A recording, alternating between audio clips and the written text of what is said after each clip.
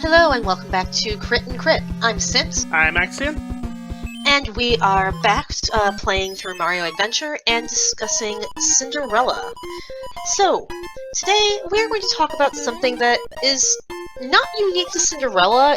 It's kind of a thing that comes up in a lot of fairy tales because they're so bare bones and just broad strokes as far as stories go. But, does Cinderella actually solve her problem? I mean...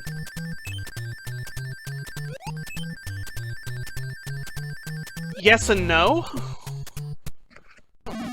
Look at the horrible So? abomination I made. Yeah, I'm used to that. You've DM'd enough games for me.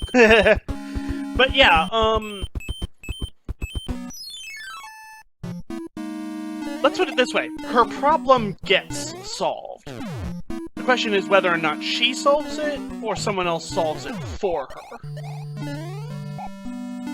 Yep, and that's basically what I was getting at. Depending on your adaptation of Cinderella, she has little agency, and she has no agency.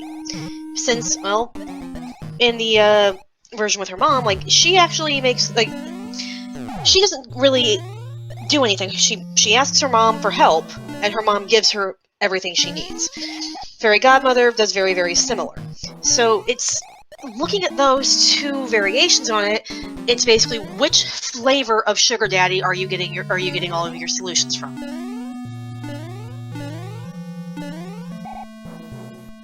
Which I'm sure is not the intent. I'm a bad person. Oh, I know that, but why? Celestial Warlock versus Fey Warlock. So your Eldritch Blast takes the form of a glass slipper. I mean, have you ever seen what happens if you throw glass shards at somebody? Fair. I think actually Pathfinder has a spell for that. Diamonds for... Why are we talking about this? My fault, sorry. Not sorry. But, yeah. So, the message I think for both stories is supposed to be, if you are a good person and you are patient and you are kind, eventually things will turn around for you. Which kind of seems to fly in the face of a lot of morals about make sure you are doing things, make sure you are taking a hand in your own destiny rather than just waiting and being passive.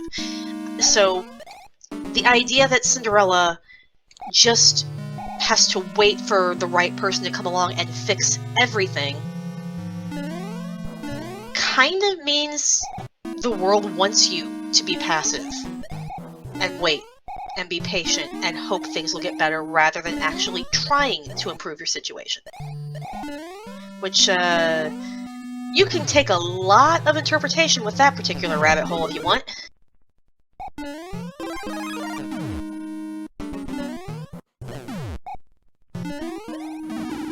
I was afraid that was going to happen. Oh, problem solved. Did you solve the problem, or was the problem solved for you? I solved it myself. Then you don't get to go to the ball.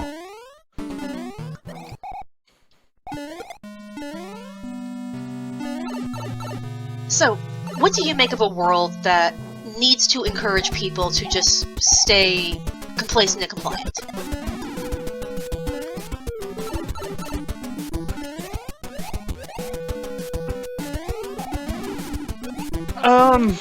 It sounds like they're trying to take advantage. Well, that's pretty accurate to how Cinderella got treated.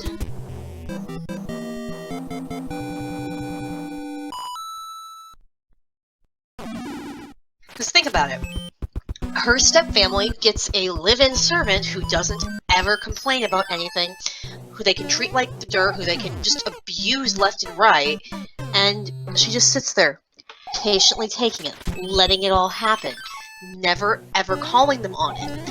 Whereas, like, today we have, theoretically, systems in place that would prevent that sort of thing from happening to someone.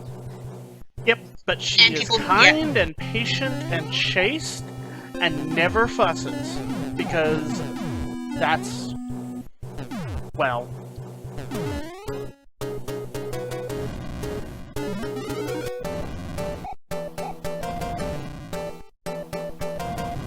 want that back. Oh. And you got it. But yeah, the idea was, especially for women in the moral story that the original tale was trying to, that was seemingly trying to tell, was that good people, especially good women in this case, are, but not exclusively, but it's definitely pointed that way with the structure of the... I didn't jump in time. You didn't jump at all. I pushed the button, it was just too late. Anyway,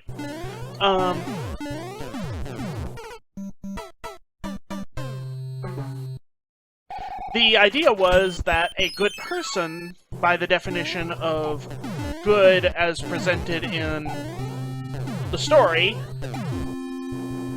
good people are long-suffering, they are kind, they do not make a fuss,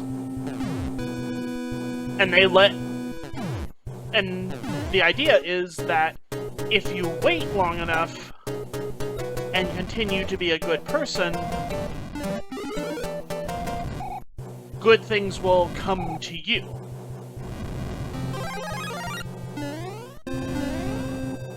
But if you are greedy and try to go get those good things for yourself, like the stepsisters, eventually you're going to get your eyes pecked out and your feet cut off. And that just seems so contrary to how we are today as a society, where, you know, the encouragement is to speak against abuse, to speak up when people are being downtrodden, to advocate for yourself. Not necessarily to shame people, but to say, I am in pain, and I need you to stop putting me in pain. Yep, and this is... I'm going to be kind of blunt here, because it's very obvious how heavily Christianized the Grimm version of the story, at least, is. The idea is, it's a very common one in certain sects or denominations of Christianity, that good things come to those who suffer. Especially those who suffer without complaining about it, or trying to better their lot until their lot gets better on its own from the blessing of God or Jesus or whatever. Yeah, they do. Why did I jump off? Because you wanted to get your eyes pecked out. You did not wait, you were not patient. Now you have to do it again!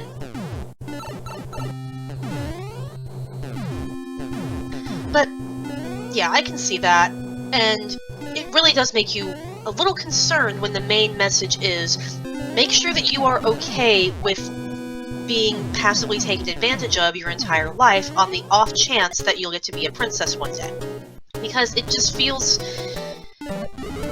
it feels like giving up. Normalizing giving up, because that way you at least, you have this, you have food, you can get by, you just have to put up with, you know, being treated like a dog. But there's a flip side to this, in that, honestly, I think it could really backfire. Because, what kind of person do you become when everything is solved for you, and you never actually have to do anything on your own? Well, either you become... There's really two answers to this. Either you become the kind of person who is paralyzed at having to do anything because you have never been taught how to solve a situation, and you can do nothing until someone comes along to do it for you. Or you become a lazy person who won't solve their own problems despite being perfectly capable of doing so, because, oh, I'll just wait and someone will do it for me and I won't have to bother. And neither of those are good. Yep. So, I think it's going to be time for what is becoming a recurring segment on our Cinderella discussion called Snit Goes Off on Musicals Again. You've basically described what happened with Cinderella and Into the Woods. So, this is actually a major theme of that play, and since it is one of, if not my absolute favorite musicals, I'm absolutely going to keep referencing it. So, The heroes in the first act get their happy ending. The baker and his wife get a child. Little Red Riding Hood kills the wolf and doesn't have to stay eaten by the wolf. Rapunzel gets out of the tower, marries the prince. Cinderella marries the prince. Jack climbs the beanstalk and kills the giant, so on and so forth. But insert Susan Stohalen quote here. Yes, heroes in the eye of the teller is basically what that boils down to, but that's not really what we're talking about today. The important thing with that is that they all had their problems essentially solved for them. The baker and his wife were able to have a child because they made a magic potion for the witch, who is responsible for Rapunzel being there, so on and so forth. Cinderella, drawing from the Grimm version, had everything given to her by her mother and never made a decision. It's actually in her song on the steps of the palace. And it's fun to deceive when you know you can leave, but you have to be wary. There's a lot that's at stake, but I've stalled long enough because I'm standing stuck in the stuff on the steps. Better run along home and avoid the collision, though at home they don't care. I'll be better off there when there's nothing to choose, so there's nothing to lose, so I'll pry at my shoes. Wait, though thinking it through, things don't have to collide. I know what my decision is, which is not to decide. I'll just leave him a clue, for example, a shoe, and then see what he'll do. Now it's he and not you who will be stuck with a shoe in a stew in the goo, and I've learned something too, something I never knew on the steps of the palace. I think Stephen Sondheim hates singers, sometimes. He certainly hates somebody with a lisp after that line. At least it's not Fox and Socks. It's not quite that bad, no.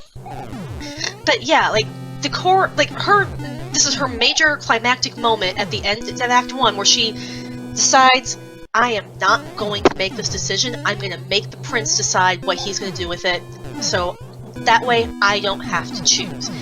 And I can therefore never choose incorrectly. Or correctly.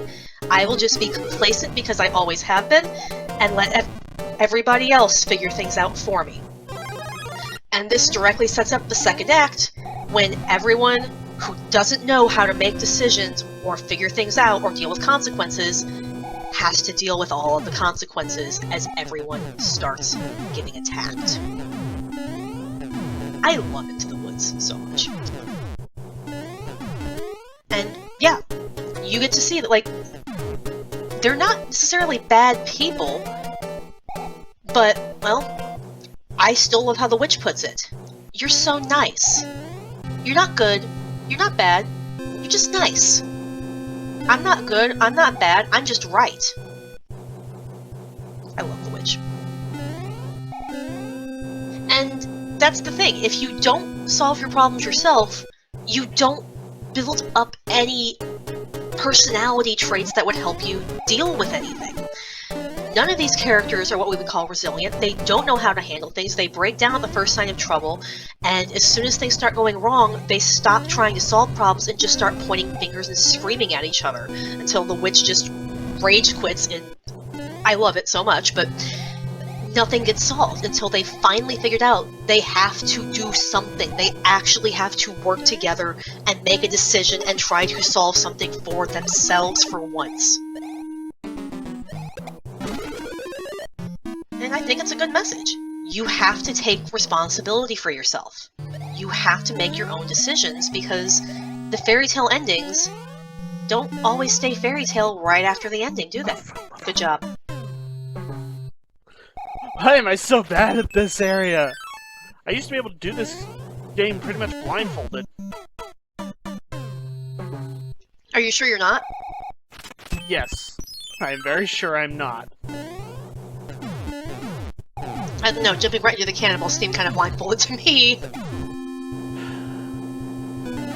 Sometimes they fire one, sometimes they fire two, and there's no visual indicator that it's going to be one or the other.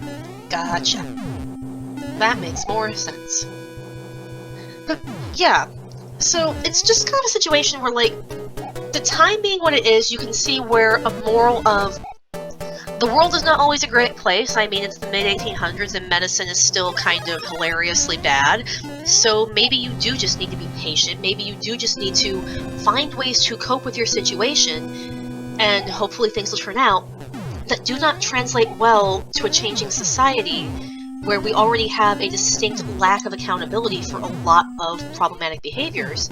So Cinderella kind of teaches a lesson of just giving up and accepting abuse, when she should be, taking steps to escape it, like seeking out the fairy godmother rather than having her come to her.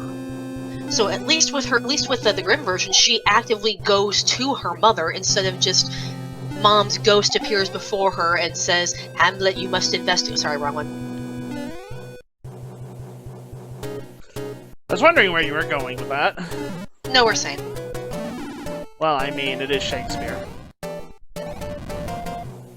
But, is anybody yeah. really sane in Shakespeare?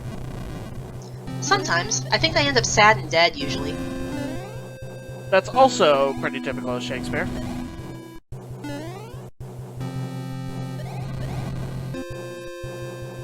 But, yeah, anyway, morals of the time don't always age well, and that can just be a fact of historical life.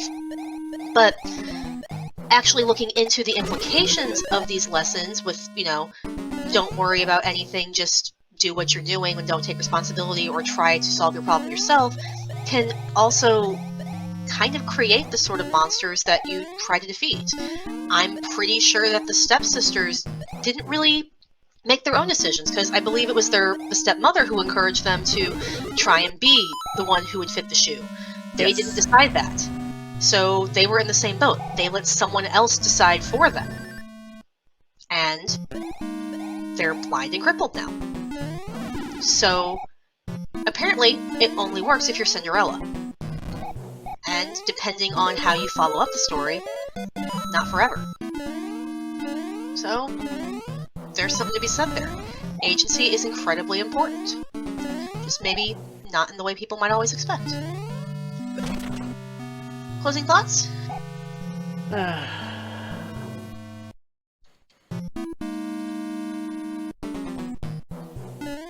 Yay, I made it through! Oh. As for actual closing thoughts about this, not really much more to add. That seems to pretty much sum it up. It's one reason why a lot of people look back on a lot of Disney with all hail. But look back on a lot of Disney movies, especially the early ones, with a little bit of, oh, for the love of Pete. Look back on a lot of the original Disney movies with a lot of concern that